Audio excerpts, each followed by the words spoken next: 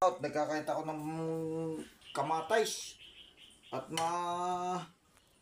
kain din. Ito nga ho.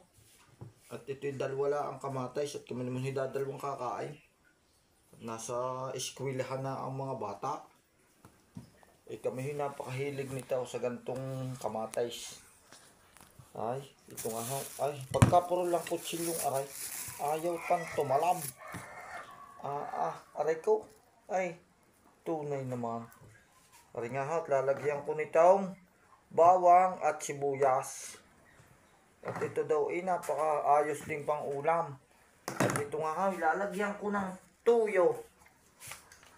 Para ho, lalong sumarap. Ay, nako, salamat sa inyo, mga katropa Amusin. Ito po, si Amusin. Ay ka pala, nasangga ako kutsarang panghalaw. Ay, ayos na iyang recipe aray. At ito,